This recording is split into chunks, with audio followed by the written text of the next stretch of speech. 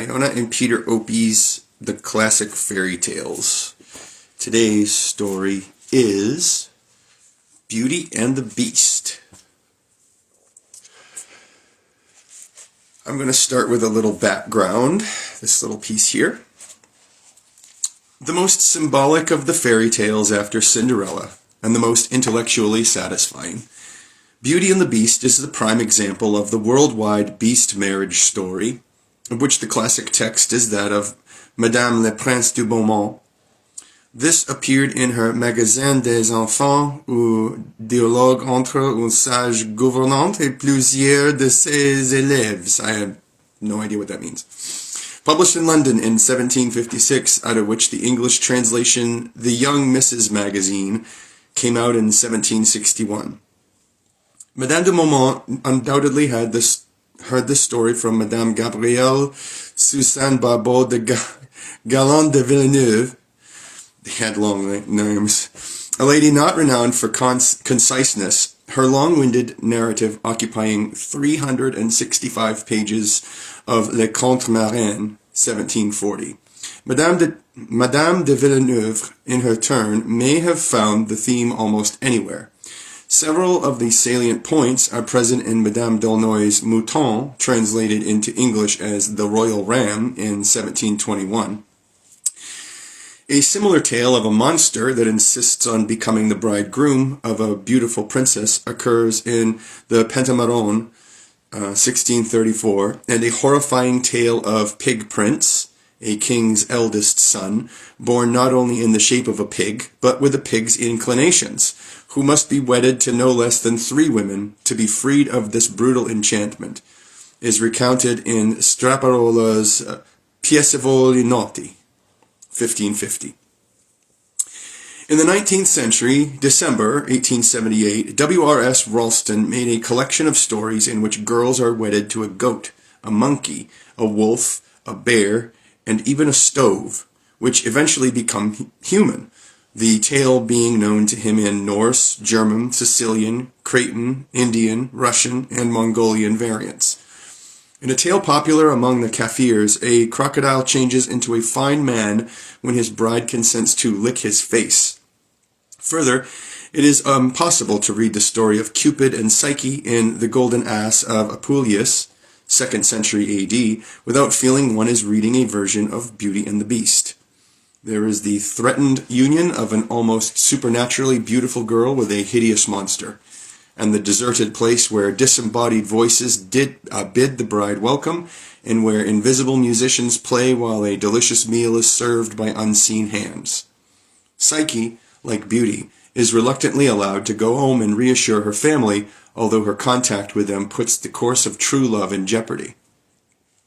Psyche's 2 elder sisters are as jealous and malicious as are Beauty's. Their affection for her is as feigned, and in both stories they meet the fate they deserve. Beauty and the Beast varies from the first part of Cupid and Psyche in one important particular. Beauty's wooer has the appearance of a monster, and only after Beauty has overcome her aversion for his vile shape can the monster be seen to be a handsome prince. In Cupid and Psyche, the marriage takes place without impediment, but the identity of the bridegroom is unknown since he is unseen, and Psyche loses him as soon as he is released from the spell and materializes as Cupid. Thus, there is no certainty in the story that Psyche's bridegroom was of loathsome shape, only the omnipresent fear of it, the oracle's awful pronouncement that it would be so, quote, oh my gosh, it's Latin, Nec speris generum mortali stirpe creatum, sed saevum atque ferum viperem malum. Sorry about that. I just had to try. End quote. And the jealous assertions of her sisters that did she but realize it, she was spending her nights with a great serpent. In The Golden Ass, it would be recollected the story of Cupid and Psyche is told by an old woman in the robber's cave.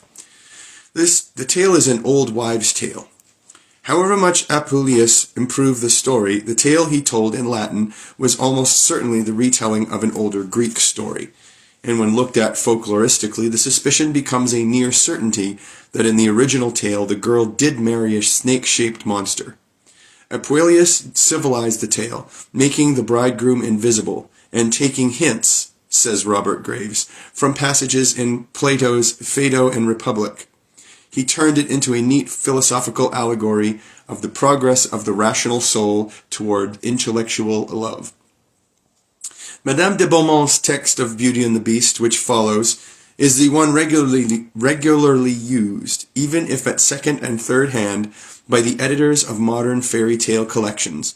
It was her telling of the tale, which was followed by Tabert's Popular Stories in 1804, and which was the basis, whether or not Charles Lamb was the author, of the poetical Beauty and the Beast, or A Rough Outside with a Gentle Heart, published on William Godwin's behalf in 1811. It has been the inspiration of numerous pantomimes and melodramas, such as Beauty and the Beast or The Magic Rose, produced at the Royal Coburg Theatre in 1819, and Planchet's Beauty and the Beast at the Theatre Royal, Covent Garden, 1841.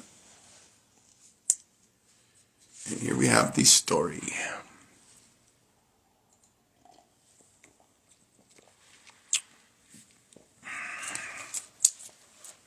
There was once a very rich merchant who had 6 children, 3 sons and 3 daughters. Being a man of sense, he spared no cost for their education, but gave them all kinds of masters. His daughters were extremely handsome, especially the youngest. When she was little, everybody admired her, and called her the Little Beauty, so that as she grew up, she still went by the name of Beauty, which made her sisters very jealous. The youngest, as she was handsomer, was also better than her sisters. The 2 eldest had a great deal of pride because they were rich.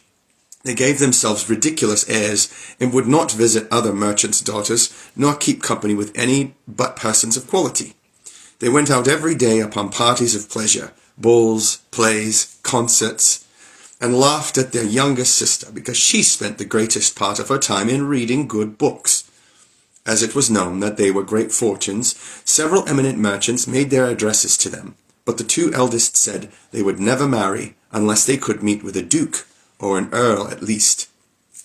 Beauty very civilly thanked them that courted her, and told them she was too young yet to marry, but chose to stay with her father a few years longer. All at once the merchant lost his whole fortune, excepting a small country house at a great distance from town, and told his children with tears in his eyes they must go there and work for their living. The 2 eldest answered that they would not leave the town, for they had several lovers, who they were sure would be glad to have them, though they had no fortune. But the good ladies were mistaken, for their lovers slighted and forsook them in their poverty. As they were not beloved on account of their pride, everybody said, "They do not deserve to be pitied. We are very glad to see their pride humbled. Let them go and give themselves quality airs in milking the cows and minding their dairy." But, added they, we are extremely concerned for Beauty. She was such a charming, sweet-tempered creature, spoke so kindly to poor people, and was of such an affable, obliging behaviour. Nay, several gentlemen would have married her, though they knew she had not a penny, but she told them she could not think of leaving her poor father in his misfortunes, but was determined to go along with him into the country to comfort and attend him. Poor Beauty at first was sadly grieved at the loss of her fortune, but, said she to herself, "Were I to cry ever so much, that would not make things better. I must try to make myself happy without a fortune." When they came to their country house, the merchant and his 3 sons applied themselves to husbandry and tillage, and Beauty rose at 4 in the morning and made haste to have the house clean and dinner ready for the family. In the beginning she found it very difficult, for she had not been used to work as a servant, but in less than 2 months she grew stronger and healthier than ever. After she had done her work, she read, played on the harpsichord, or else sung while she spun. On the contrary, her 2 sisters did not know how to spend their time. They got up at 10, and did nothing but saunter about the whole day, lamenting the loss of their fine clothes and acquaintance. "Do but see our youngest sister," said they, one to the other. "What a poor, stupid, mean-spirited creature she is, to be contented with such an unhappy, dismal situation." The good merchant was of quite a different opinion. He knew very well that Beauty outshone her sisters in her person as well as in her mind, and admired her humility and industry, but above all her humility and patience, for her sisters not only left her all the work of the house to do, but insulted her every moment. The family had lived about a year in this retirement when the merchant received a letter with an account that a vessel, on board of which he had effects, was safely arrived. This news had like to have turned the heads of the two eldest daughters, who immediately flattered themselves with the hopes of returning to town, for they were quite weary of a country life, and when they saw their father ready to set out, they begged of him to buy them new gowns, headdresses, ribbons, and all manner of trifles. But Beauty asked for nothing, for she thought to herself that all the money her father was going to receive would scarce be sufficient to purchase everything her sisters wanted. "What will you have, Beauty?" said her father. "Since you have the goodness to think of me," answered she, "be so kind to bring me a rose, for as none grows hereabouts, they are a kind of rarity." Not that Beauty cared for a rose, but she asked for something, lest she should seem by her example to condemn her sister's conduct, who would have said that she did it only to look particular. The good man went on his journey, but when he came there, they went to law with him about the merchandise, and after a great deal of trouble and pains to no purpose, he came back as poor as before. He was within 30 miles of his own house, thinking on the pleasure he would have in seeing his children again, when going through a large forest he lost himself. It rained and snowed terribly.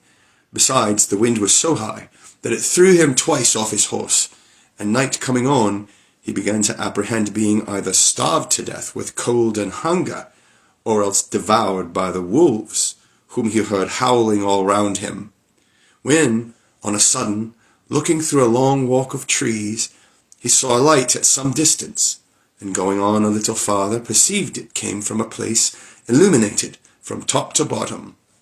The merchant returned God thanks for this happy discovery, and hasted to the place, but was greatly surprised at not meeting with any one in the outcourts.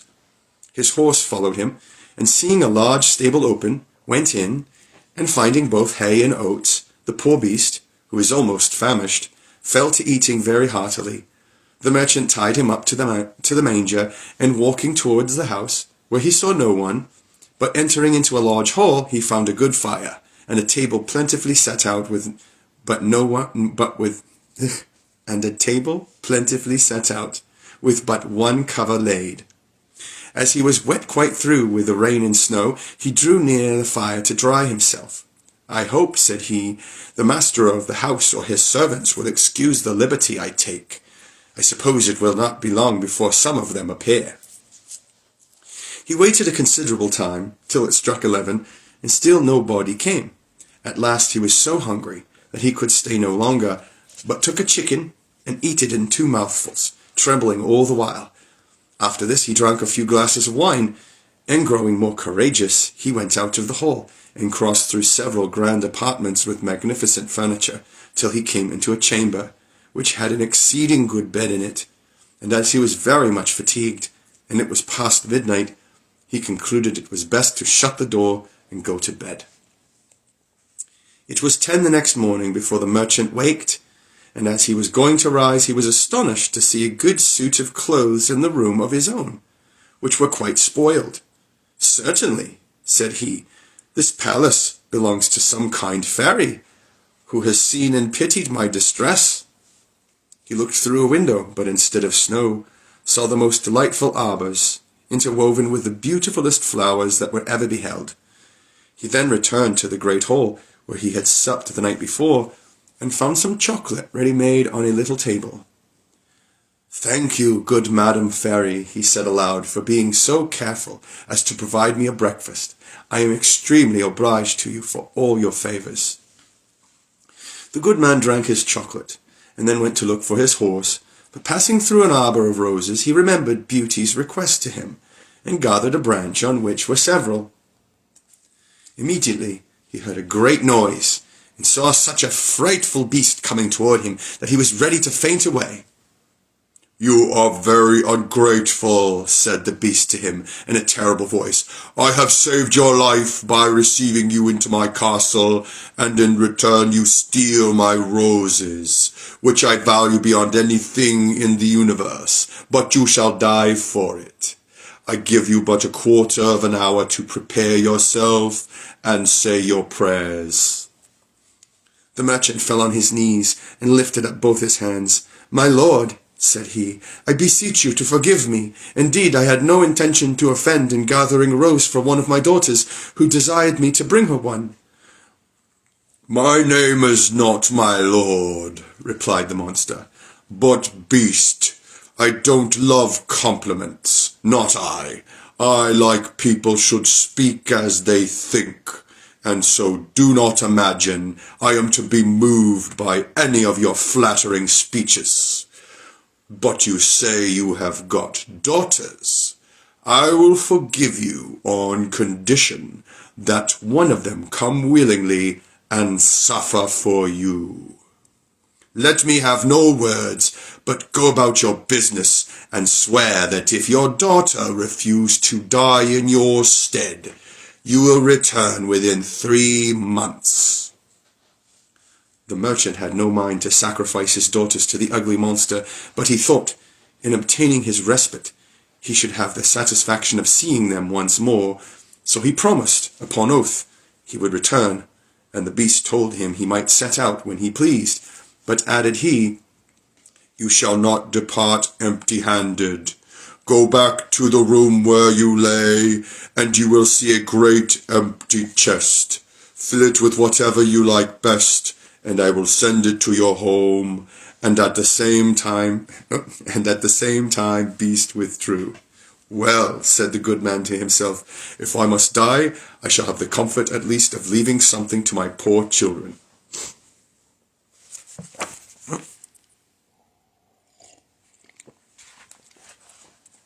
He returned to the bedchamber, and finding a great quantity of broad pieces of gold, he filled the great chest the beast had mentioned, locked it, and afterward took his horse out of the stable, leaving the palace with as much grief as he had entered it with joy.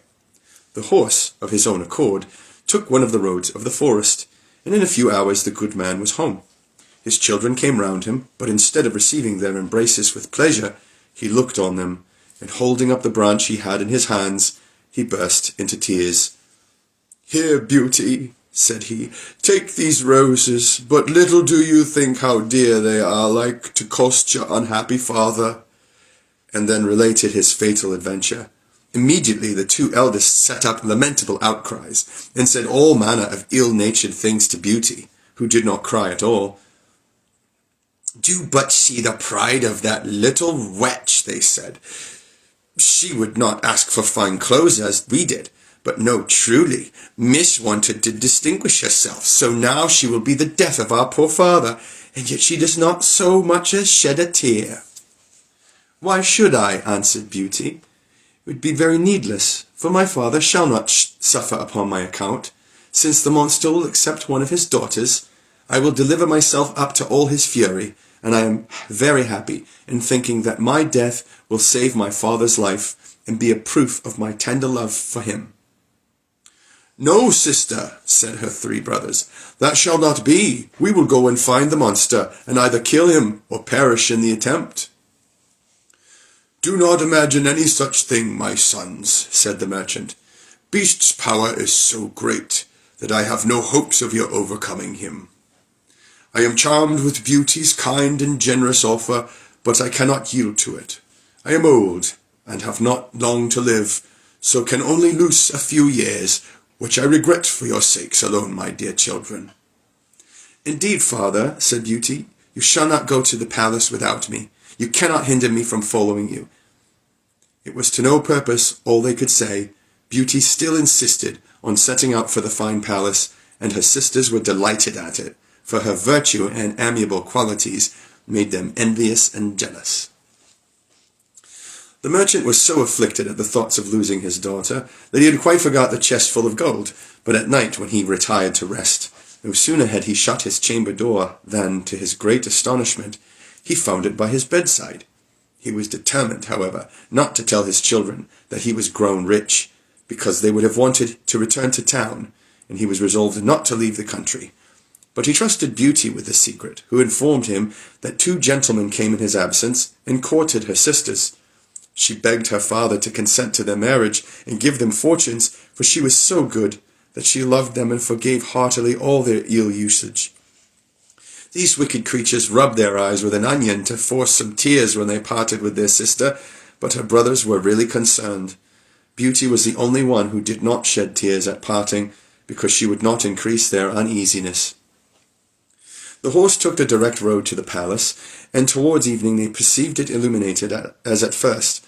The horse went of himself into the stable, and the good man and his daughter came into the great hall, where they found a table splendidly served up, and 2 covers. The merchant had no heart to eat, but Beauty, endeavouring to appear cheerful, sat down to table and helped him. Afterwards, thought she to herself, Beast surely has a mind to fatten me before he eats me, since he provides such plentiful entertainment. When they had supped, they heard a great noise, and the merchant, all in tears, bid his poor child farewell, for he thought Beast was coming.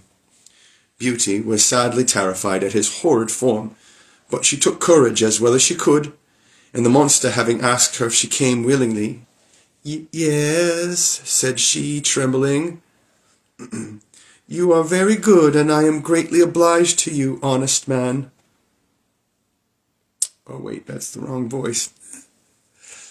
You are very good, and I am greatly obliged to you, honest man. Go your ways tomorrow morning, but never think of coming here again. Farewell, Beauty, farewell, Beast, answered he, and immediately the monster withdrew.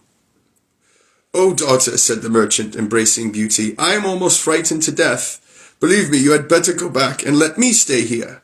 No, father, said Beauty in a resolute tone. You shall set out tomorrow morning and leave me to the care and protection of Providence.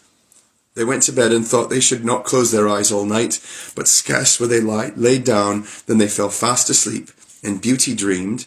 A fine lady came and said to her, I am content, Beauty, with your good will. This good action of yours in giving up your own life to save your father's shall not go unrewarded. Beauty waked and told her father her dream, and though it helped to comfort him a little, yet he could not help crying bitterly when he took leave of his dear child.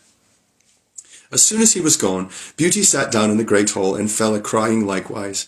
But, as she was mistress of a great deal of resolution, she recommended herself to God, and resolved not to be uneasy the little time she had to live, for she firmly believed Beast would eat her up that night. However, she thought she might as well walk about till then, and view this fine castle, which she could not help admiring. It was a delightful, pleasant place, and she was extremely surprised at seeing a door over which was wrote, Beauty's apartment. She opened it hastily and was quite dazzled with the magnificence that reigned throughout, but what chiefly took up her attention was a large library, a harpsichord, and several music books.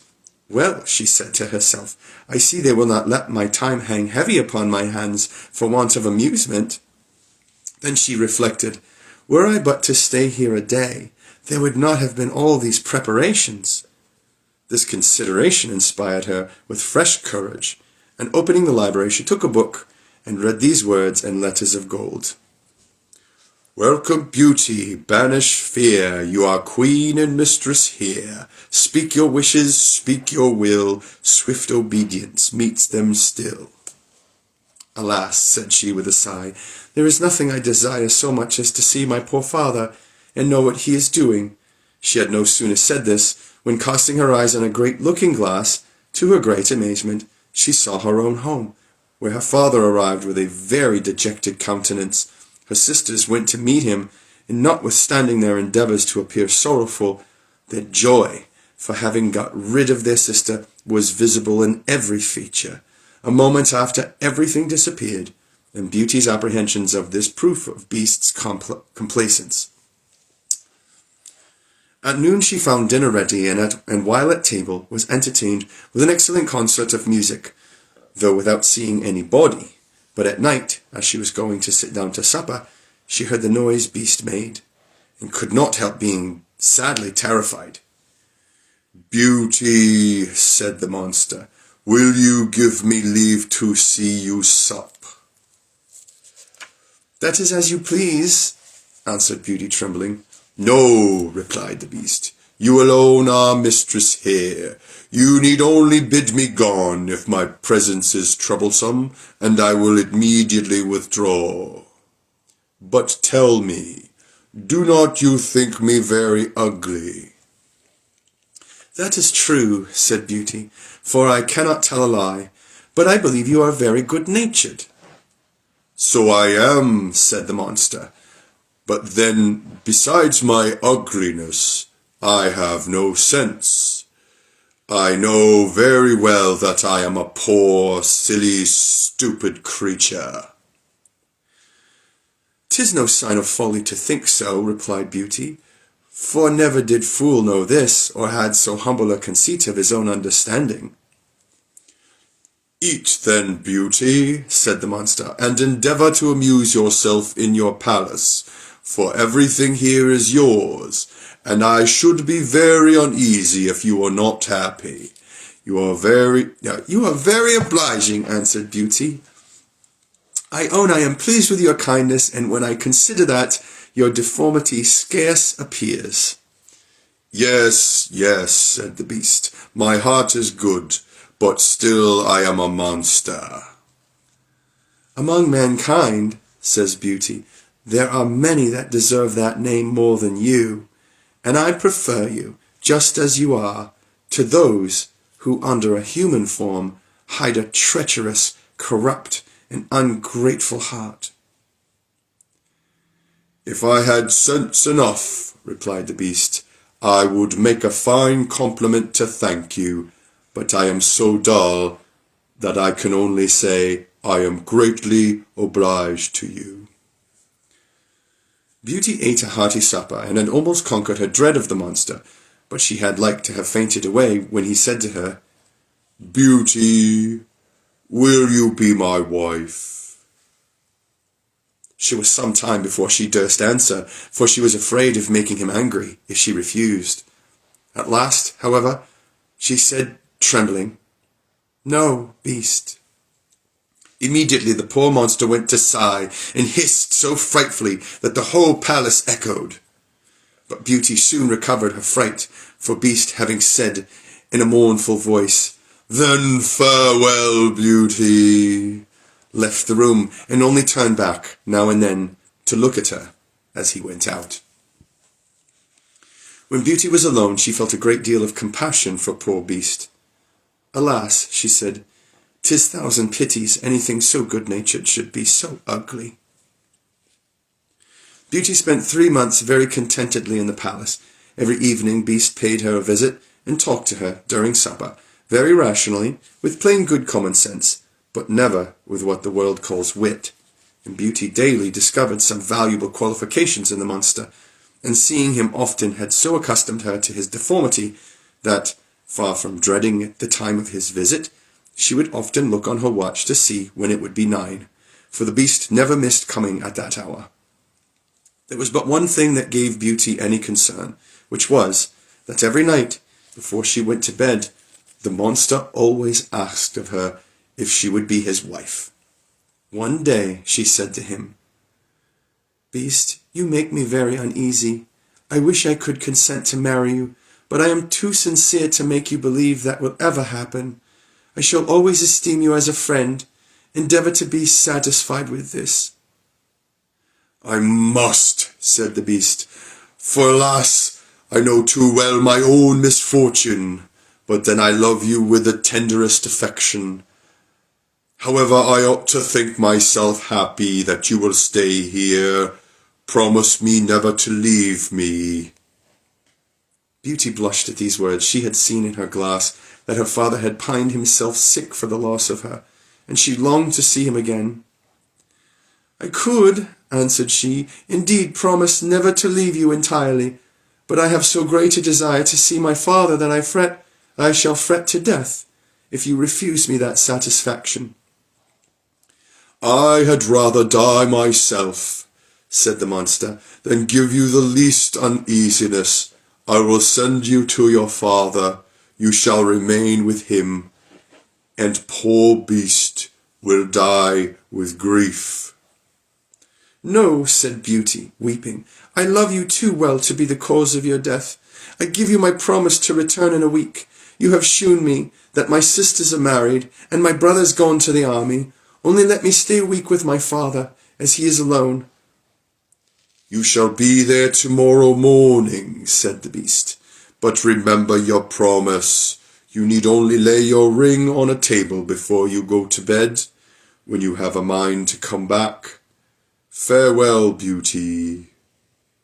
Beast sighed, as usual, bidding her good night, and Beauty went to bed very sad at seeing him so afflicted. When she waked the next morning, she found herself at her father's, and having rang a little bell that was by her bedside, she saw the maid come, who, the moment she saw her, gave a loud shriek, at which the good man ran upstairs and thought he should have died with joy to see his dear daughter again. He held her fast locked in his arms above a quarter of an hour. As soon as the first transports were over, Beauty began to think of rising, and was afraid she had no clothes to put on.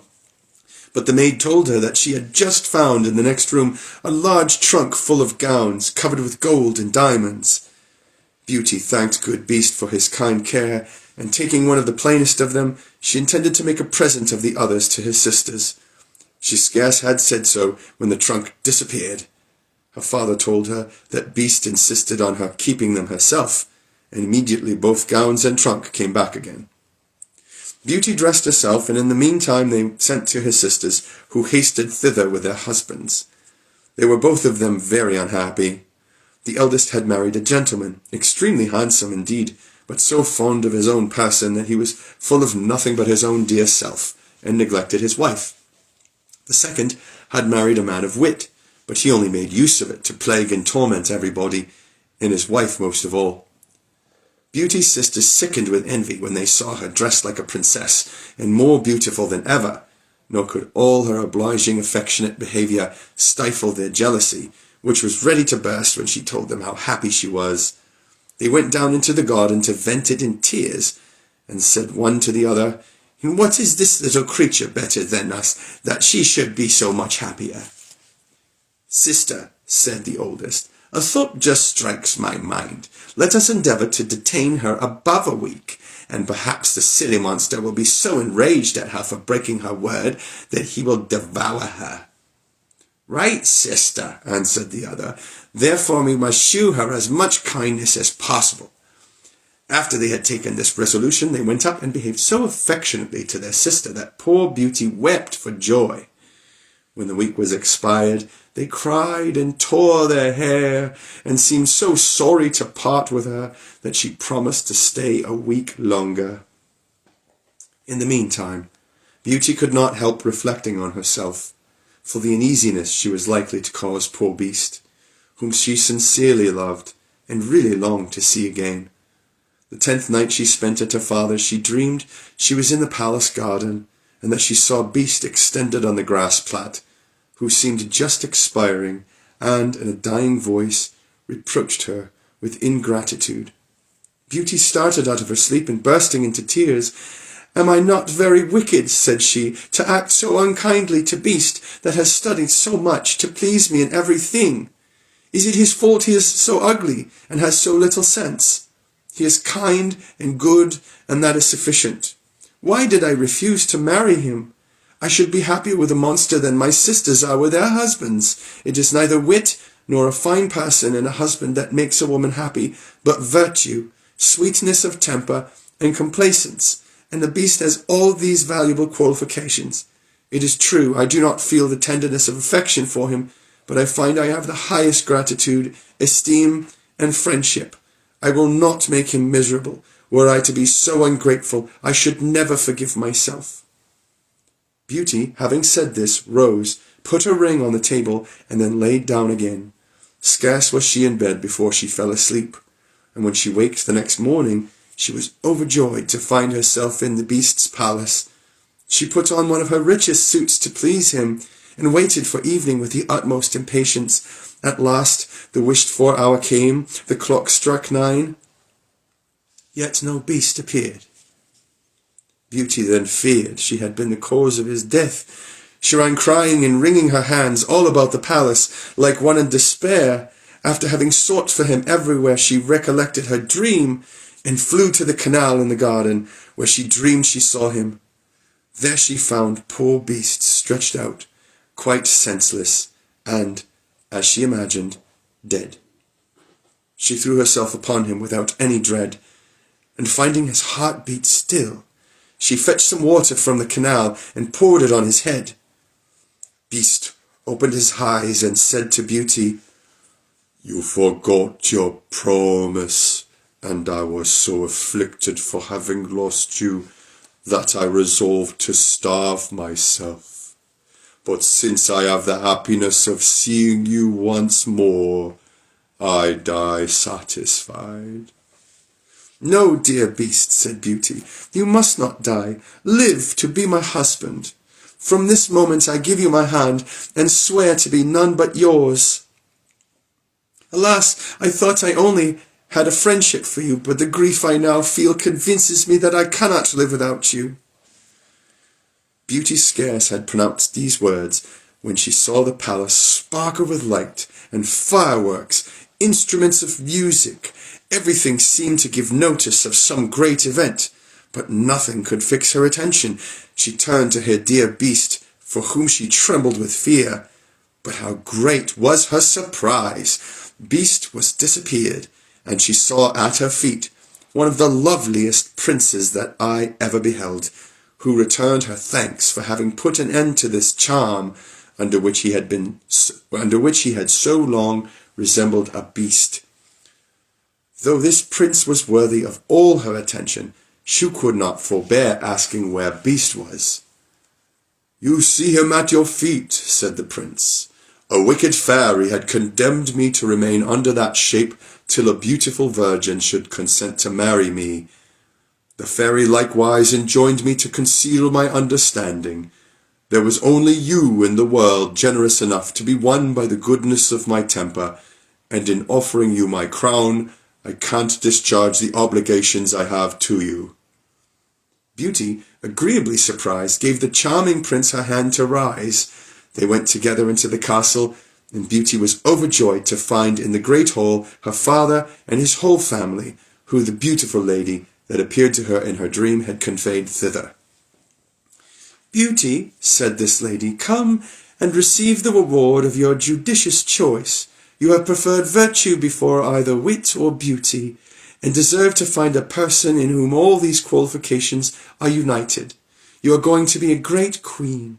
I hope the throne will not lessen your virtue or make you forget yourself." "As to you, ladies," said the fairy to Beauty's two sisters, "I know your hearts and all the malice they contain. Become two statues, but, under this transformation, still retain your reason. You shall stand before your sister's palace gate, and be it your punishment to behold her happiness, and it will not be in your power to return to your former state till you own your faults. But I am very much afraid that you will always remain statues. Pride, anger, gluttony, and idleness are sometimes conquered, but the conversion of a malicious and envious mind is a kind of miracle." Immediately the fairy gave a stroke with her wand, and in a moment all that were in the hall were transported into the prince's dominions. His subjects received him with joy. He married Beauty, and lived with her many years, and their happiness, as it was founded on virtue, was complete. The end. What a pleasant story.